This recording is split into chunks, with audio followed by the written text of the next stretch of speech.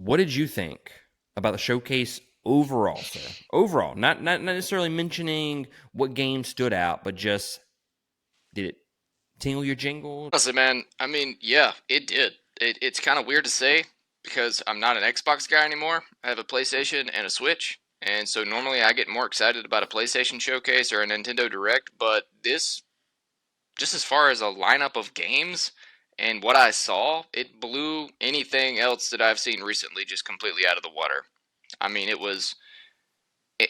and I know we're not going to talk about all of them, but one point that I would like to make is that I really didn't see any particular game that looked bad. You know, like there were several that I knew I was never going to play, and there were some that I knew like that probably just wouldn't be for me. But as far as the presentation, every single installment was presented very well. It seemed like the previews that they threw together just gave you enough of each game to understand what it's about and understand how it's going to play and to actually let you know, is this going to be for me or is it not going to be for me.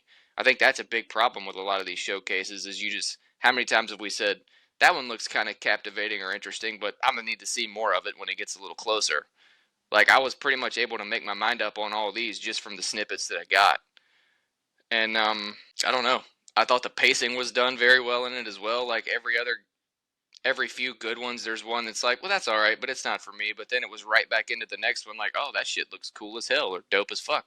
Like, I don't know. It was a very, very well put together showcase, in my opinion. Yeah, I thought this was the best Xbox showcase that we've had in a very long time. I want to say you came on the episode late last year when we talked about the last showcase, and I remember my biggest criticism of that showcase was all of these games look the fucking same. Mm-hmm.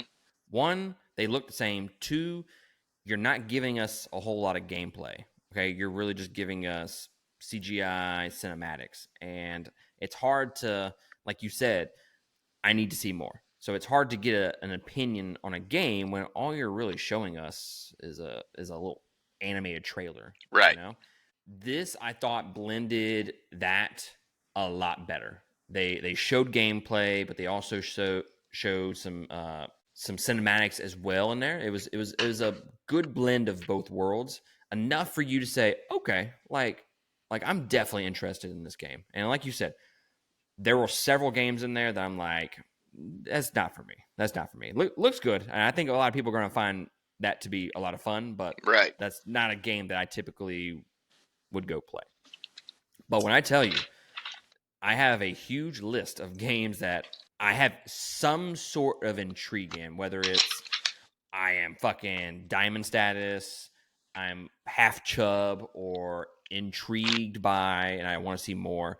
There, there are a lot of games here that were shown, and they were done very, very well in the presentation, like you said.